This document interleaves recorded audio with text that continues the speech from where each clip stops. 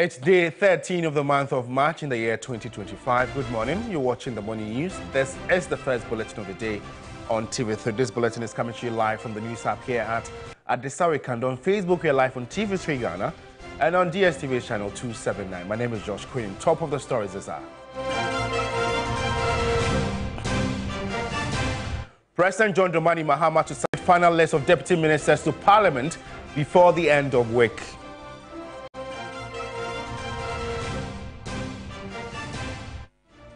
The Minister for Energy and Green Transition, John Jinapo, insists there is no load shedding in any part of the country that requires a timetable.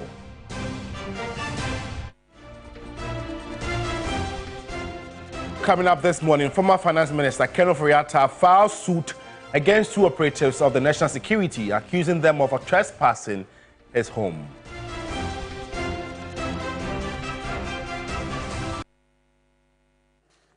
We have details of these stories and many more coming up in the next 20 minutes. If you spend your time with me, you can also get interactive with us. We are live on Facebook. Engage us now. Let's begin from the presidency, because President John Dramani Mahama has justified the appointment of 30 political appointees at the presidency, reaffirming his commitment to lean government whilst ensuring fiscal prudence. The president's comment comes in the wake of claims by Damongo MP Samuel Abu Jinapo that the president has appointed the largest appointees in history. Speaking at the swearing-in of 13 deputy ministers and the Minister of State, the president says as long as he remains president, his appointees will be nowhere closer to the army of appointees by his predecessor. The swearing-in of this batch of 13 deputy ministers and 1 Minister of State brings us closer to achieving the full complement of ministers. This week, I'll submit a final list of 4 deputy ministers to achieve the full complement of 60 ministers that we promised. The same commitment to composing a lean government has found expression in the appointments made at the presidency so far. So far, I've appointed 27 presidential staffers to various roles and 3 persons as directors of important governmental initiatives, bringing the total number of political appointees so far to 30. This list of 30 is pending approval from the Council of State. At the last count, there were 336 political appointees at the presidency under the previous government. While we're in the process of recruiting supporting staff to enable the full functioning of our presidency, the numbers will come nowhere near the army of people that were hired under the previous government. Our commitment to a lean government is not merely about reducing the number of ministerial appointees or reducing the numbers at the presidency. It is grounded in our firm belief that government must exercise fiscal discipline by ensuring that public resources are used efficiently and responsibly. As long as I'm president, my policy will remain clear: a lean, efficient, and results-driven government, of which you have just become a part. Well, let's just stay with the presidency, but this time on health. Government has inaugurated the Ghana Medical Care Trust Fund, Mahama Care's initiative of personalization task force, with a task to bring recommendations to bridge the financial gap in the treatment of chronic diseases, including cancer, kidney and cardio diseases. The 9-member task force, led by Professor Emeritus Seth Aite, have a timeline of 5 weeks to submit their report, leveraging on 4 components. The World Health Organization reports that non-communicable diseases account for 42% of all deaths in Ghana, with cardiovascular diseases comprising 19% and cancers 5% of all mortality cases.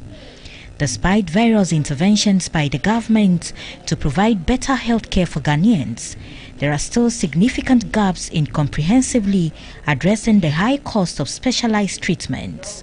The Ghana Medical Care Trust Fund aims to address this gap by providing dedicated financial support for individuals battling chronic diseases. The task force is mandated to develop a robust policy and legal framework to establish Mahama Care as a statutory entity. There was no sustainable sources of funding for the dialysis. It never happened.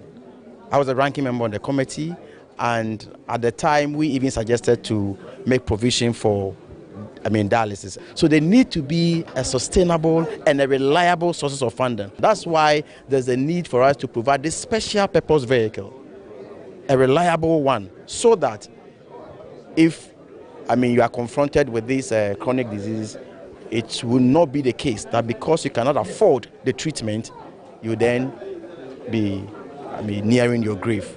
Chairman of the 9-member task force, Reverend Professor Emeritus Seth Aite, says they will expand their engagements to as many stakeholders as possible to ensure everyone is well represented. We should be looking at the diseases that we need to cover. We'll be looking at how many people are involved, how many people will need help, how much in terms of funding, and what we can allocate to relieve the suffering. We also to look at the legal framework. We'll look at infrastructure, because if you take cancer care, for example, there are very few cancer centers in Ghana. But how different is this from the Obamacare, also known as the Affordable Care Act, ACA, the healthcare reform law enacted in 2010 by the American President Barack Obama? The Affordable Care Act, commonly known as Obamacare, was introduced to improve healthcare accessibility and affordability. Its main goals were to expand health insurance coverage, reduce healthcare costs, and improve the quality of care. Similar to Obamacare, Mahama Care's initiative focuses on improving healthcare accessibility, particularly for individuals battling chronic diseases. The Mahama Care's Trust Fund aims to bridge the financial gap in the treatment of such conditions, providing support for those who cannot afford specialized care. Both initiatives emphasize comprehensive health reforms that focus on expanding access to care, reducing financial barriers, and ensuring the health and well-being of the population. Away from the presidency, let's head to Parliament, because the Minister for Energy and Green Transition, John Jinapor, has insisted there's no doomsday load shedding in any part of the country that requires a timetable. He says the power fluctuation being experienced in some areas is due to obsolete ECG equipment and sometimes overloaded transformers. John Jinapor was answering questions on the floor of Parliament. Take a listen.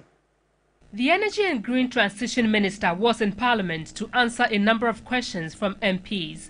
MP for Swame, John Darko, wanted to know what the ministry is doing concerning power fluctuations in the Ashanti region.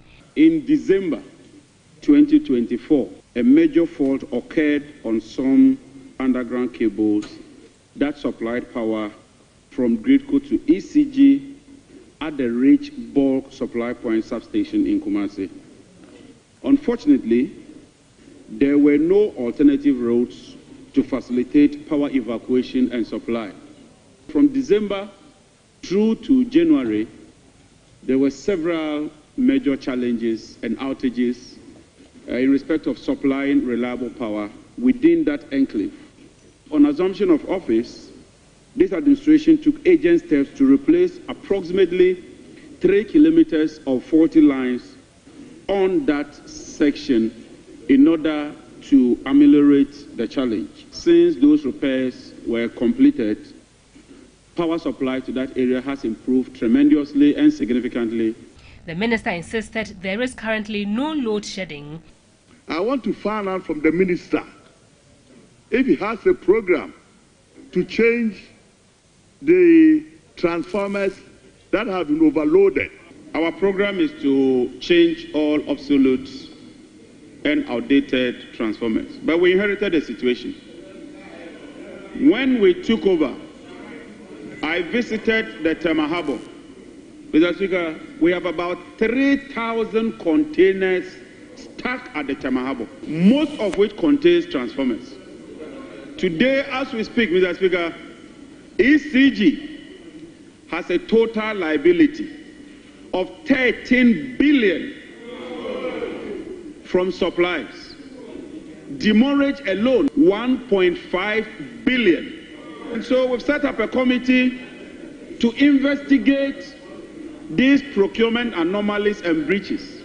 The Minister for Local Government and Rural Development, Chieftaincy and Religious Affairs, Ahmed Ibrahim, was also in the House to answer questions. He says his outfit will relay the University of Local Governance and Development Bill, which was not passed in the 8th Parliament and has expired.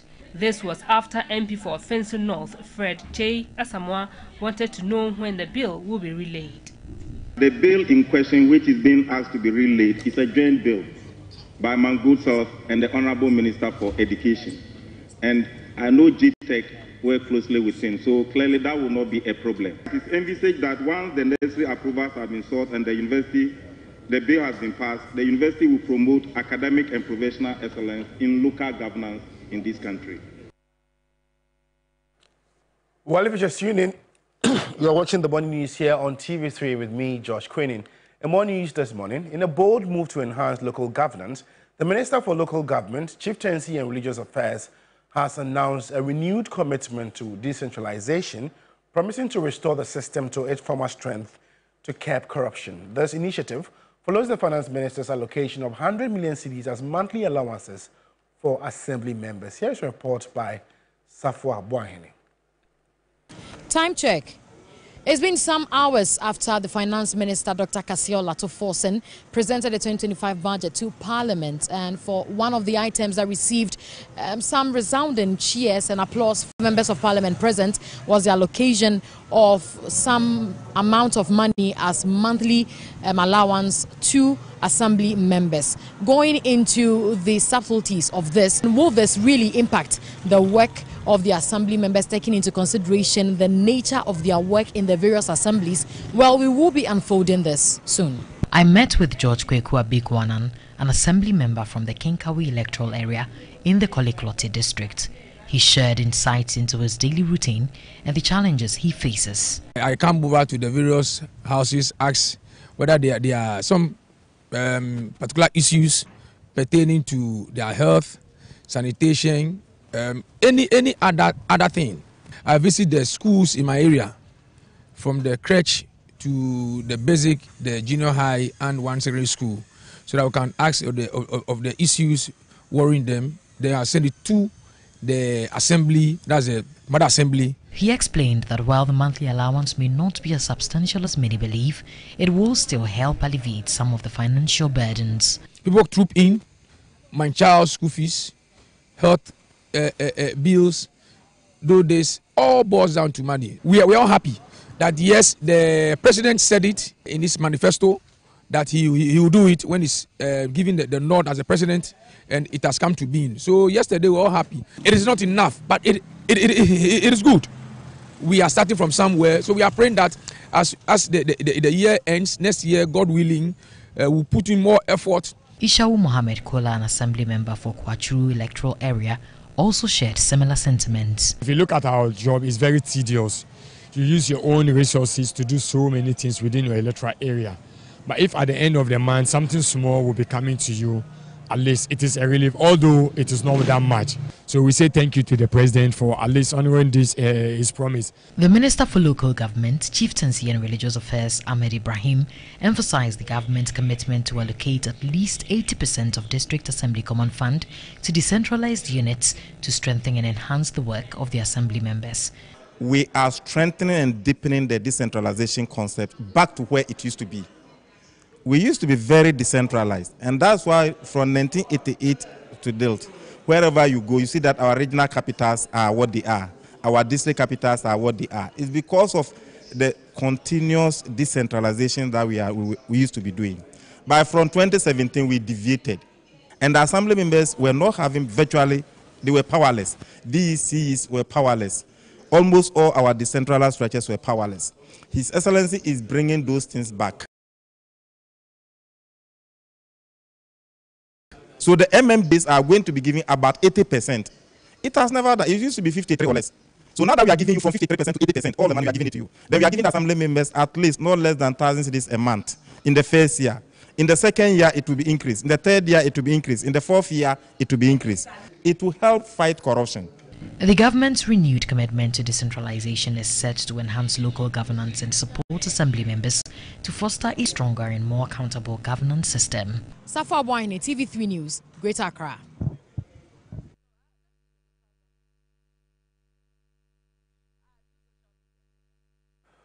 Well, let's know what you make of government decision to pay allowances to, assembly members. Go on to Facebook and other stories that have been aired so far. We are live on Facebook. Engage us with your comments, engage us with your observations, and we'll surely read them and share them to the rest of the world. And in more news this morning, former director of the Institute of Local Government Studies, Dr. Esther Ofei-Aboagye, has welcomed the payment of allowances to assembly members. Speaking at a ceremony organized by the National Association of Local Authorities, Ghana, Dr. Aboagye said the move will especially motivate assemblywomen to excel. The National Association of Local Authorities of Ghana, NALAG, in collaboration with the Federation of Canadian Municipalities, with support from Global Affairs Canada, is implementing the Partnership for Municipal Innovations, Women in Local Leadership project, which is aimed at advancing gender equality, gender-responsive service delivery, and the inclusion of marginalized people at the local government level. As part of activities to mark International Women's Day, NALAG called for decisive action on the new law. Convener of the Affirmative Action Coalition Bill, Sheila Minka-Premo, said it is time to implement the law. So we need to set up a gender equity committee at the Ministry of Gender, Children and Social Protection. They are supposed to be in charge of leading implementation. So we would urge the ministry, to set up this gender equity committee as soon as possible. So it is also a body that you can report abuse or discrimination to ensure that steps are taken. Former director at the Institute of Local Government, Dr. Esther Ofei-Aboagye, says the allocation of 100 million cedis as allowances for assembly members by the current government is in line with good governance principles. It will also encourage them to also apply themselves professionally and may even attract some people who have been hindered by the fact that you don't want to volunteer so much time. So it will be an act of recognition, it will be an act of motivation. Speaking under the theme, For All Women and Girls, Rights, Equality, Empowerment, President of NALAG, Alfred Asiedu-Ejay, called for more women participation in local government.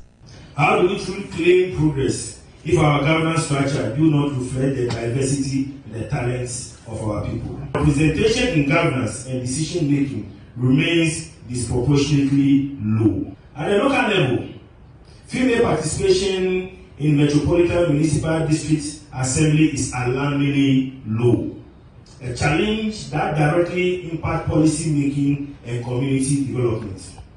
If we are to build a prosperous Ghana, a Ghana that competes on the global stage, then we must remove the systematic barriers that hinder women's progress.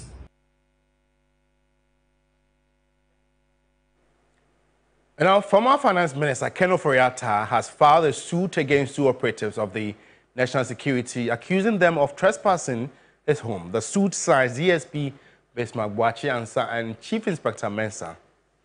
The duo are believed to be operatives of the National Security. According to the statement of claim, Ken Ofori-Atta is seeking a declaration that the officers' entry into his home located at 25 Abolebu Crescent, Labone, Accra, and the search conducted on February 11, 2025 was unlawful, trespassory, and a gross violation of his constitutional right to privacy. Ken Ofori-Atta contends that the police officers entered his property without any legal justification or warrant, thereby committing trespass and breaching his right to privacy. Among the reliefs being sought are a declaration that the defendant's actions constitute trespass and breach of privacy, general damages for trespass and aggravated damages for the breach of privacy, a perpetual injunction restraining the defendant, the agents or assigns from entering his property again or engaging in similar conduct. According to reports, the officers, without presenting a warrant, falsely entered the property and conducted a search, raising concerns about a possible violation of Mr. Ofori-Atta's rights. The search in his house is believed to be linked to ongoing investigations, sparked public debate on the conduct of law enforcement agencies in high-profile cases.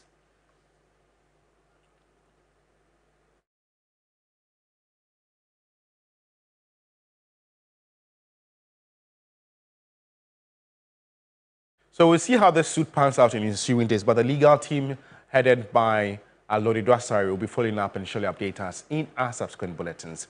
Now, the Supreme Court has, in a 4-1 majority decision, ruled that it will hear the case of Akutia Member of Parliament, Ernest Yao Kumi, despite his contempt conviction by the Koforidua High Court. Lawyers of the Akutia legislator filed a motion seeking to set aside the decision of the High Court without first purging himself of contempt. Lord Eduasare reports. Lawyers for the Akwetia Member of Parliament, led by Gary Nimakumafo in his address to the Apex Court, argued that the Kufrida High Court Judge Senyo Amedahe committed a jurisdictional error of law when he assumed jurisdiction in a parliamentary election petition at the Akwetia constituency at the time when the EC had not published the Gazette notification of the results to which the election relates. He said the judge refused to recuse himself despite an application for him to do so, but had and granted an injunction application filed by lawyers of Henry Boachiadom, the NDC parliamentary candidate. He indicated that the High Court failed to hear the Akwetia MP and proceeded to convict for contempt. Lawyer for the Electoral Commission, Justin Amenuvo, cited a decision by the Supreme Court in December regarding NDC parliamentary candidates who had not been heard by the Accra High Court before a decision was taken, and pleaded with the court to be minded. In the 4-1 ruling, with Justice Poman dissenting, the Apex Court held that the Akwetia Member of Parliament ought to be heard on his application to quash the decision of the High Court to convict him for contempt. Lawyer for the NDC parliamentary candidate, Henry Boachiadom, spoke to the media after the court's decision. The general position of the law is that when a person has been convicted for contempt, the person ought to purge himself of the contempt before the very same court which convicted him can allow him to be heard. There are a few exceptions, but we are more focused on the substantive matter before the court, because we believe that the substantive matter as it is will position things exactly where they are supposed to be at the end of the day. And so all these initial legal obstacles are not issues that we want to focus so much on. The justices of the Supreme Court also admonished lawyers in the matter to desist getting emotional or applying emotions in their arguments regarding the case. They indicated that that should be left to the personalities involved in the matter. The case is back at the Supreme Court on March 26 for hearing of the merits of the matter. Lord Eduasare, TV3 News, Supreme Court. Now, President John Dramani Mahama has reignited his commitment to dealing with the perennial flooding of Accra with the formation of a task force to tackle the problem head-on. The 7-member task force, chaired by the Deputy Chief of Staff, Operations Stan Dugbe, on Wednesday, commenced its assessment of the areas affected with the assurance of getting the right engineering to prevent the floods. The President is concerned about the perennial flooding situation that we face not only in Accra but across the country. He decided to set up a special task force to start work to at least try and reduce even. So sorry for the bad sound there. We'll work on that and surely, play that, voice in our subsequent bulletins. And our research on the northern part of Ghana shows that the climate crisis could worsen, impacting agriculture and displacing thousands. The findings from the Resilience Against Climate Change, Social Transformation Research and Policy Advocacy are a call to action to build climate-resilient communities. Here's a report by Ekwia Oforiwa-Dako. The northern part of Ghana has only one rainy season and experiences very high temperatures and low rainfall patterns throughout the year. Recently, it has been facing a severe climate crisis due to the savanna landscape of the area. The research was therefore conducted in the Savannah and Upper West regions by 19 scholars, with 18 who successfully graduated, focusing on 4 study areas, including gender, migration, climate resilience, and policy action. One of the gaps that my research sought to fill was to find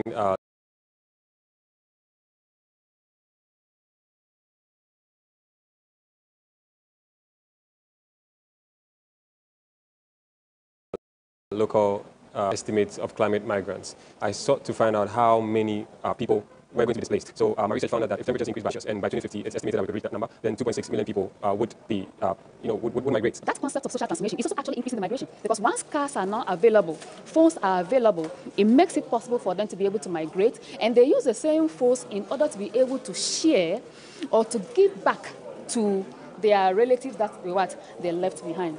Presenting a summary of the research findings under the Resilience Against Climate Change, Social Transformation, Research and Policy Advocacy (REACH STR project, Regional researcher at the International Water Management Institute, William Kwame, said that migration emerged as another widespread climate adaptation strategy. We move down south to escape the effects of climate, to look for jobs and then remit.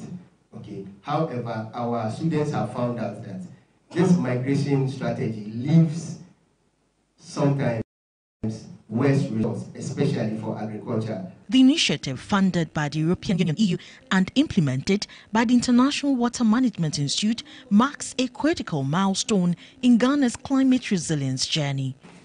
The European Union is committed to investing in research and academic capacity because we believe that knowledge and innovations are the key drivers of sustainable development.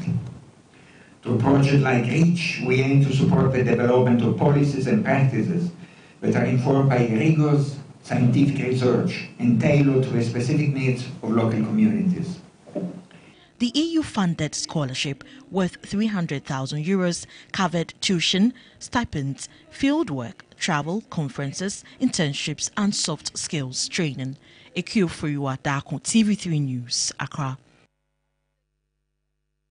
Well, on that climate note, we end the morning news. For more news updates, you'd want to log on to our website, is 3news.com. I want to leave this with you. All our dreams come true if we have the courage to pursue them. Thanks for watching. It's always a pleasure coming your way.